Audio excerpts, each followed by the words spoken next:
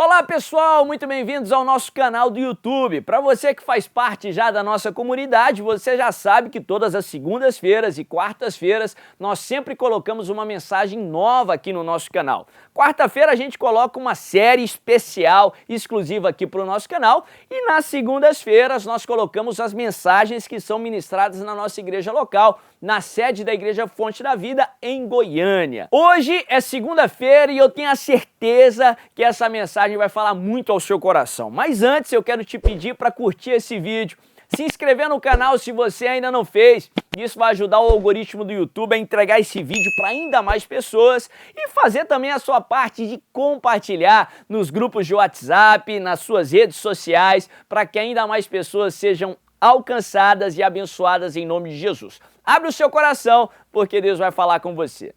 Abre tua Bíblia comigo no livro de Juízes, no capítulo 20. Juízes, capítulo 20, eu quero ler a partir do verso 17. Juízes 20, verso 17, se você abriu, diga aleluia. A Bíblia diz assim: Israel, sem os de Benjamim, convocou 400.000 homens armados de espada, todos eles homens de guerra. Os israelitas subiram a Betel e consultaram a Deus. Quem de nós irá lutar primeiro contra os benjamitas? Perguntaram. O Senhor respondeu: Judá irá primeiro. Fala comigo, Judá irá primeiro. Mais uma vez e depois eu vou explicar. Diga, Judá irá primeiro. Continua lendo, verso 19. Na manhã seguinte, os israelitas se levantaram e armaram acampamentos perto de Gibeá. Os homens de Israel saíram para lutar contra os benjamitas e tomaram posição de combate contra eles em Gibeá. Os benjamitas saíram de Gibeá e naquele dia mataram 22.000 israelitas no campo de batalha.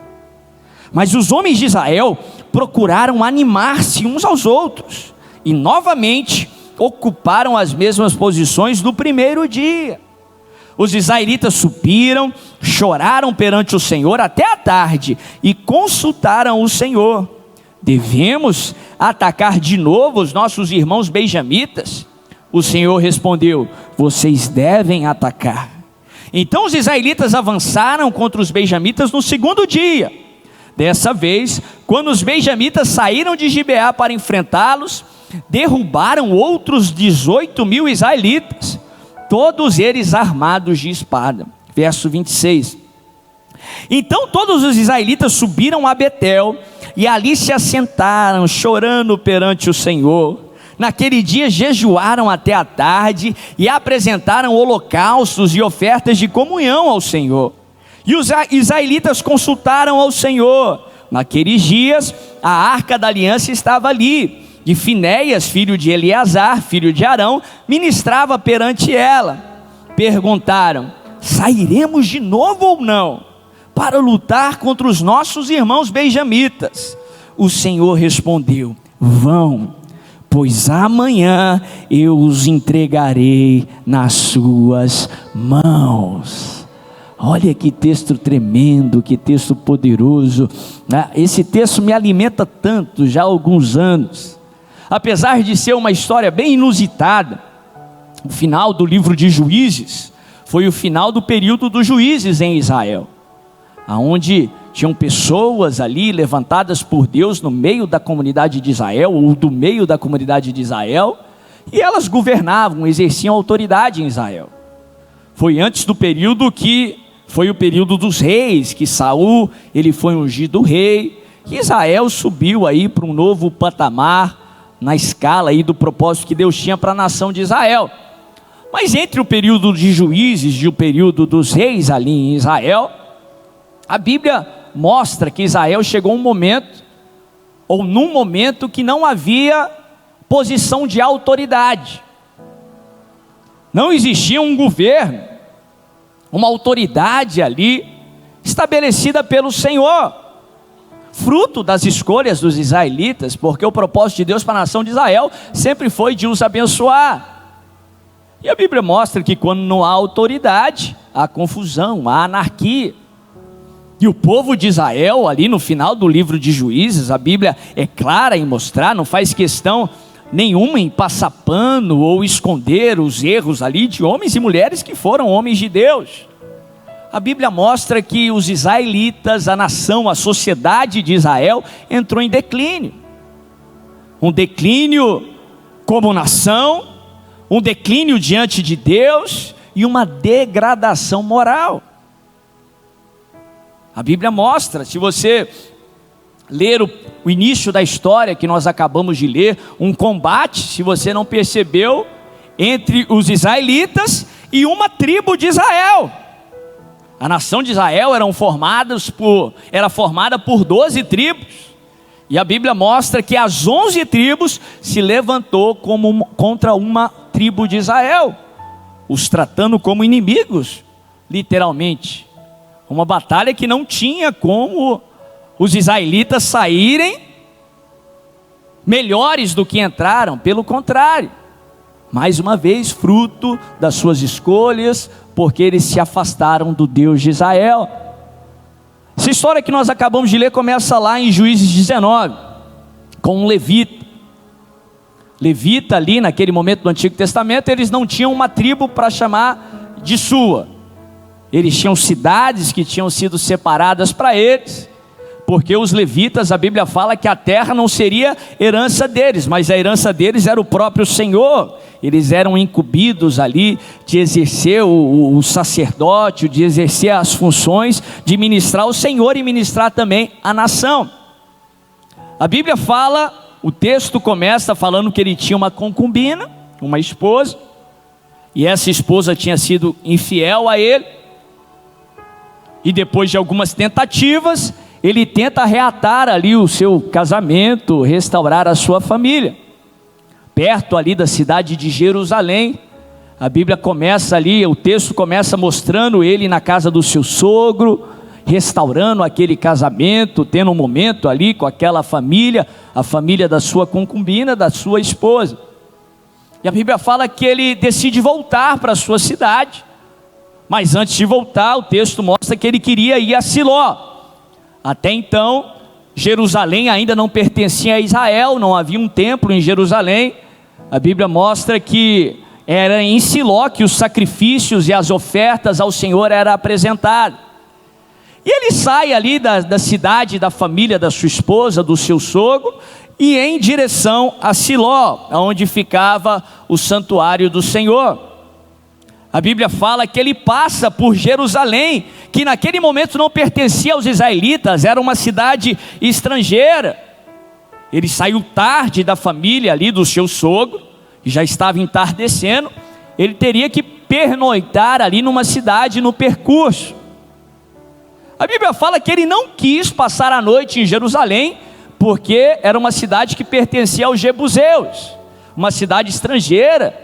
Ele temeu pela própria vida, então ele decide ir para andar mais um pouco, alguns quilômetros para frente ali de Jerusalém, até uma cidade da tribo de Benjamim, israelita, do povo de Deus, a cidade chamada Gibeá.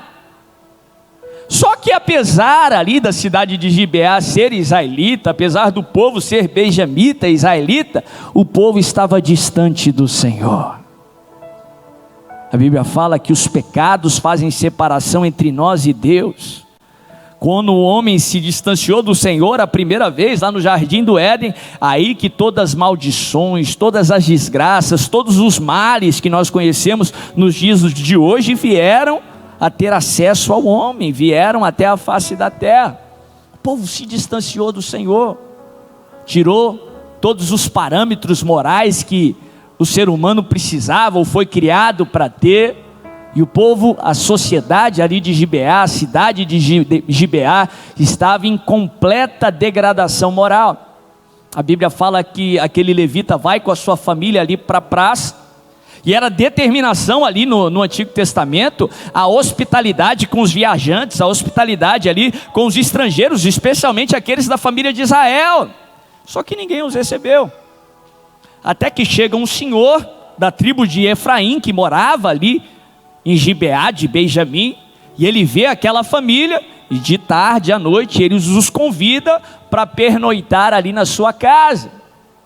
A Bíblia fala que eles vão, só que os homens de Gibeá eram perversos, eram maus, fruto da distância que a cidade estava de Deus.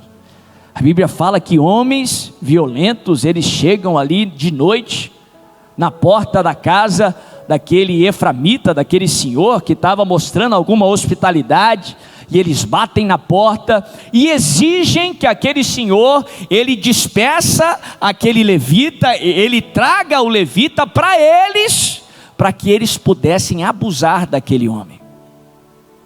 Literalmente é isso que o texto mostra, para que eles pudessem fazer um abuso coletivo no homem.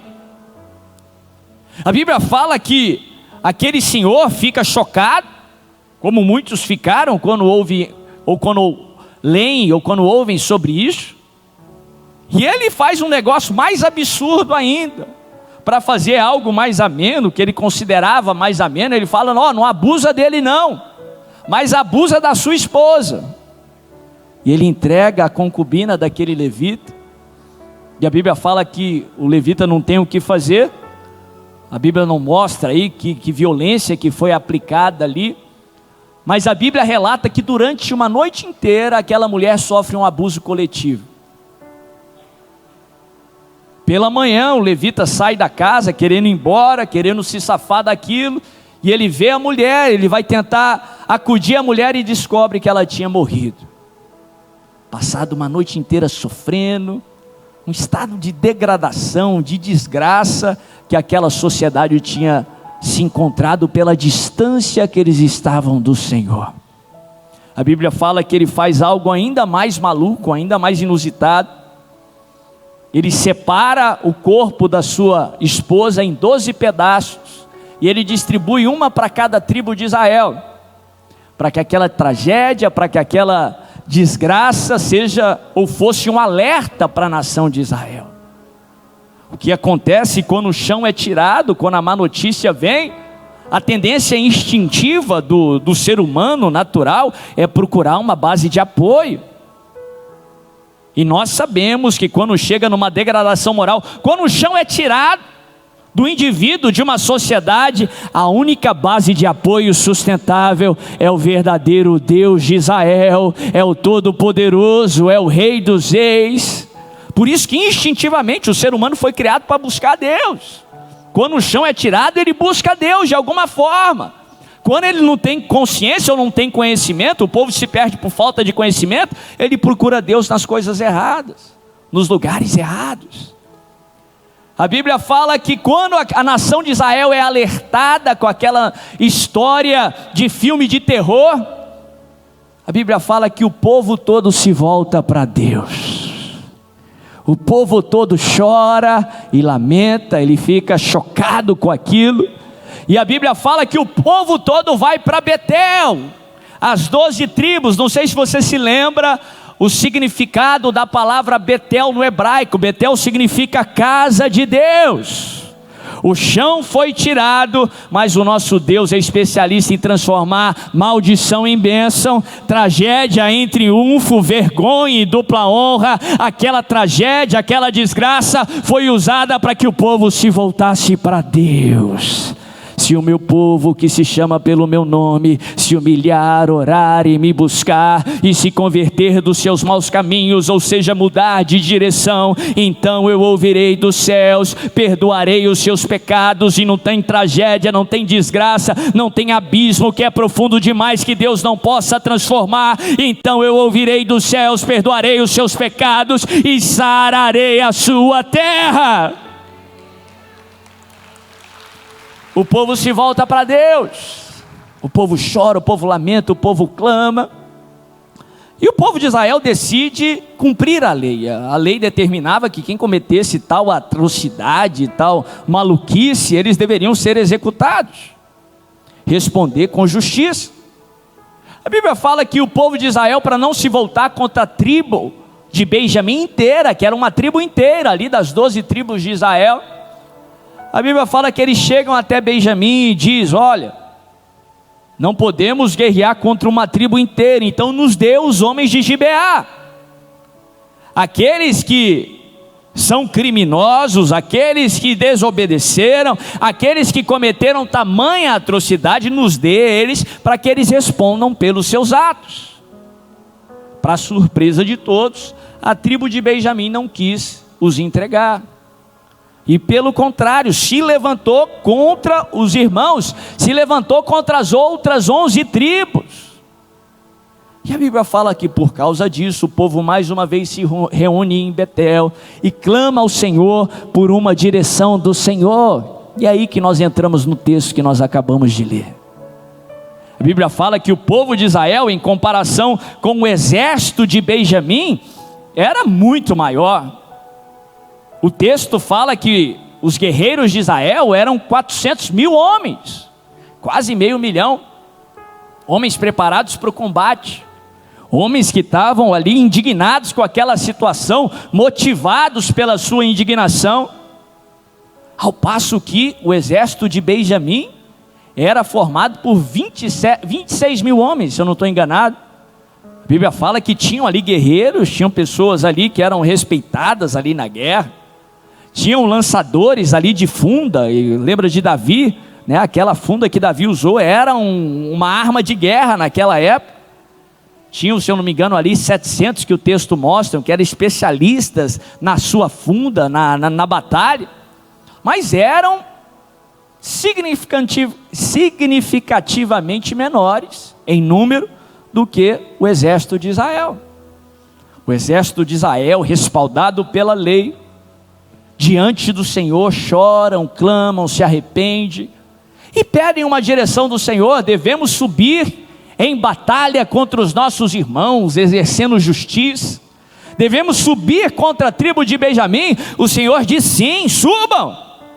E ele diz ainda, eles perguntam qual tribo deve ir primeiro, para que Deus pudesse dar a direção ali na estratégia de guerra. Deus diz a ele, Judá deve ir primeiro. Interessante, porque a palavra Judá nos prega uma mensagem. A palavra Judá significa louvor. Para o servo do Senhor numa batalha, o louvor deve ser a linha de frente. Se a batalha, se a dificuldade, o desafio bater na sua porta, antes de você fazer qualquer coisa, talvez até antes de processar a informação, louve ao Senhor. A Bíblia nos ensina que louvor não só glorifica o nome de Jesus, mas louvor é uma arma eficaz numa batalha.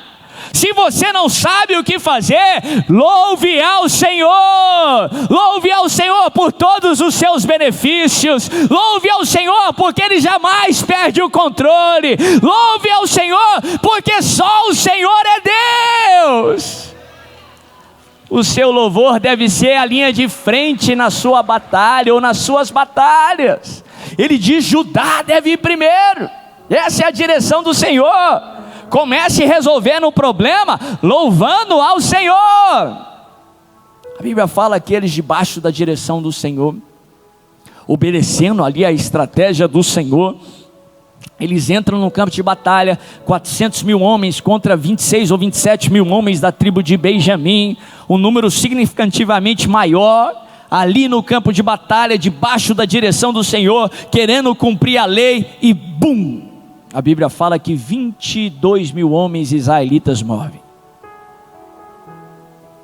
A primeira batalha, debaixo da direção do Senhor, eles enfrentam ali um terrível quebra-mola.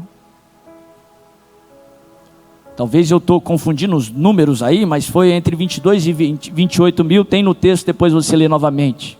Um número grande de soldados padeceram naquele combate. Mesmo debaixo da direção do Senhor, mesmo tendo orado, clamado, feito tudo certo, a gente tem aquela preconcepção errada que a batalha, o problema, o percalço foi porque fizemos algo errado. Não, mesmo tendo feito tudo certo, os discípulos entraram na tempestade. Mesmo fazendo tudo certo, os soldados de Israel enfrentaram a batalha e perderam aquela batalha.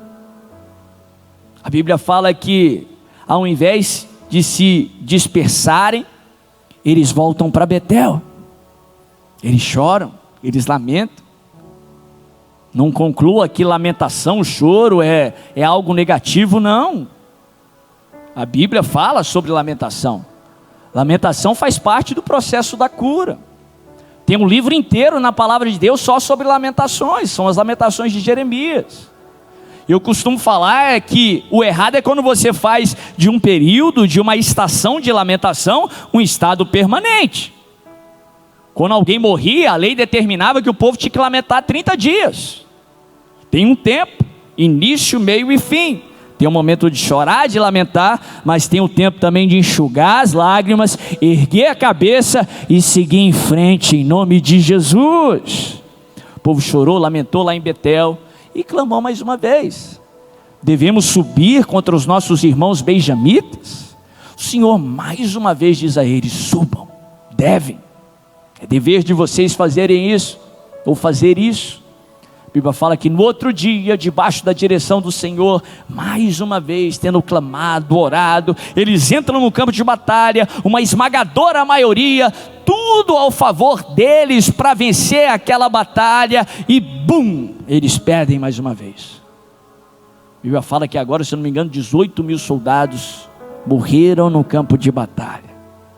Uma decepção, uma frustração, um baita quebra-mola no meio do percurso. E a Bíblia fala que eles se reagrupam, eles se esforçam ali para se colocarem de pé, e mais uma vez eles vão para Betel, e ali em Betel eles se derramam diante da presença do Senhor, e mais uma vez choram, e mais uma vez oram, e mais uma vez clamam, e dessa vez eles entram em jejum, e dessa vez eles buscam um pouco mais, e a Bíblia fala que por último eles dizem: Senhor, devemos ir contra os nossos irmãos, contra a tribo de Benjamim? Devemos enfrentá-los no campo de batalha? E presta atenção que na terceira vez o Senhor diz a eles assim: vão, porque dessa vez vai ser diferente. Vão, porque amanhã eu entregarei os seus inimigos em suas mãos. Olha aqui, que história tremenda. Por fim eles vão, eles vencem, e Deus restaura a nação de Israel depois daquele acontecimento. Olha que texto tremendo. Por muito eu não entendi esse texto, mas há alguns anos Deus me trouxe uma luz nesse texto, que me alimenta tanto, sempre quando eu enfrento um quebra-mola, quando eu enfrento um percalço, um desvio de rota ali inesperado, mas que jamais nos tiram do propósito do Senhor. Primeira lição que eu gostaria de enfatizar nesse texto, a Bíblia fala que eles queriam vencer ali aqueles criminosos, eles queriam vencer a tribo de Benjamim, cumprir ali aquilo que era determinado na lei. Eles queriam a vitória. A vitória aconteceu depois de 3 tentativas, na terceira. Mas presta atenção, primeira lição que eu gostaria de enfatizar: no Senhor a vitória é certa. No Senhor a vitória é certa. Aquilo que Ele prometeu, Ele cumpre. Deus não é homem para mentir, nem filho do homem para arrepender. Se Ele disse, se Ele prometeu, vai acontecer, porque no Senhor a vitória é certa. Agora, pode não acontecer a forma que você está querendo, pode não acontecer a maneira que você gostaria, mas no Senhor a vitória é certa. Pode acontecer depois de 7 vezes ou 7 dias que você tiver que rodear Jericó. Pode acontecer depois de que no último dia você rodear mais algumas vezes. Pode acontecer depois de 40 anos no deserto. Pode acontecer depois de 33 anos que o Senhor viveu aqui na terra, 3 deles pregando a palavra, falando de cura, de restauração, e depois de 3 anos ele foi crucificado de uma maneira chocante para os religiosos daquela época, e no terceiro dia ele ressuscitou. Pode Pode ser que não seja a maneira que você quer, mas se Ele prometeu, Ele vai cumprir. No Senhor a vitória é certa. Se você tiver paciência, o terceiro dia sempre chega, amanhã sempre chega. Depois de uma noite inteira de choro, no Senhor a vitória é certa.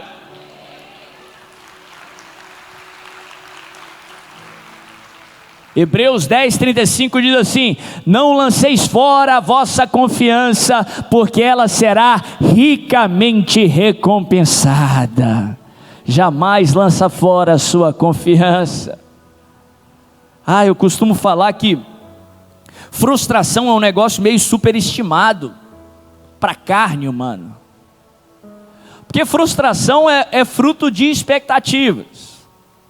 E para o servo do Senhor, as frustrações são frutos de expectativas erradas, expectativas não bíblicas. Como que se Deus está preso na sua forma de agir? Sua mente é limitada, meu irmão.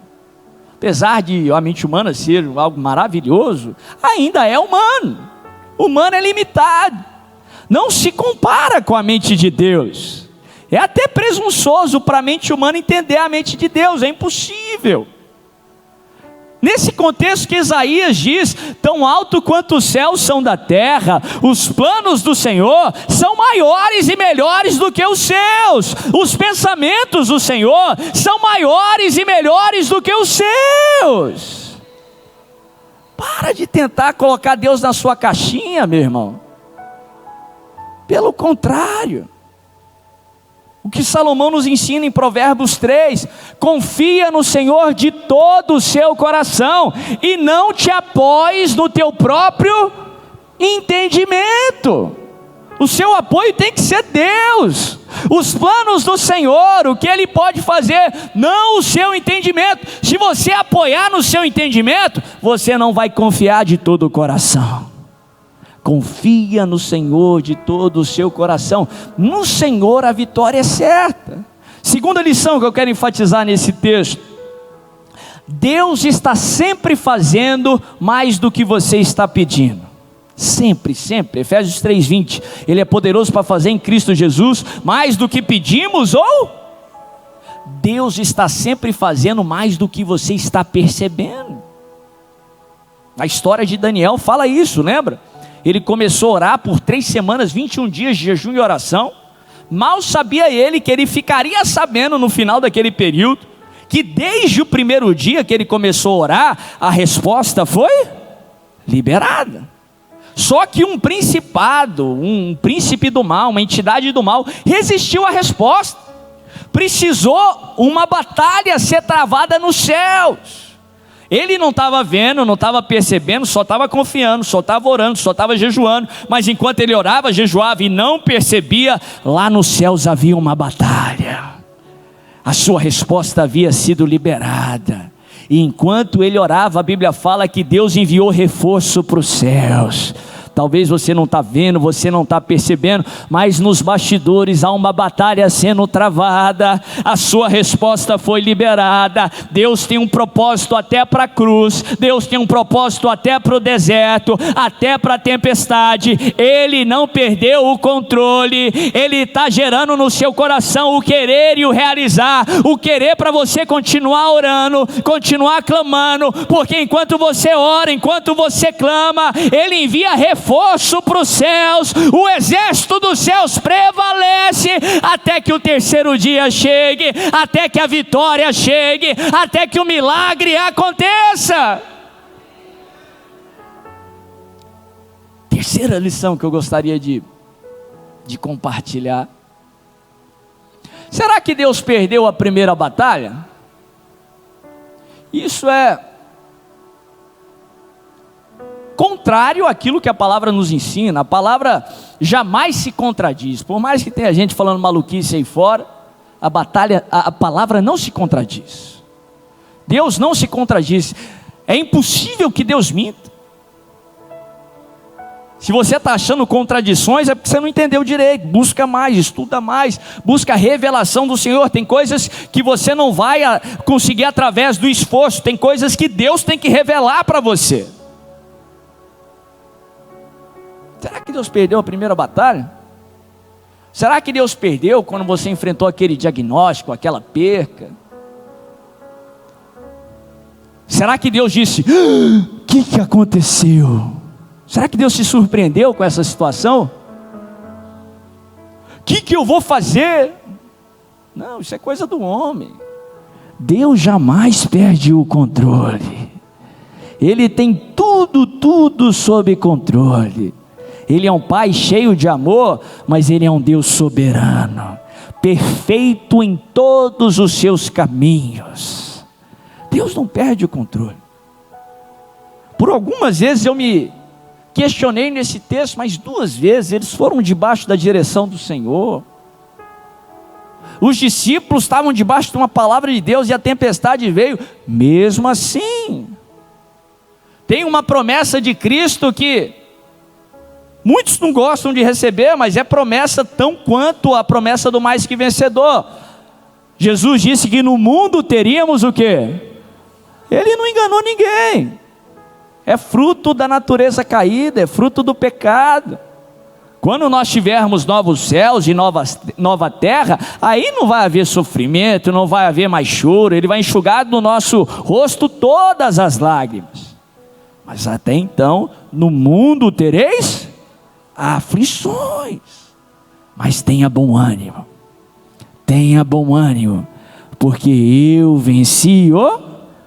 Será que Deus perdeu? E depois ele falou novamente, vão para a batalha. Será que Deus se confundiu, ele errou, ele esqueceu, estava resolvendo alguma coisa lá do outro lado da terra, e esqueceu da situação, ou não foi tão importante para ele? É claro que não, Deus não é o homem.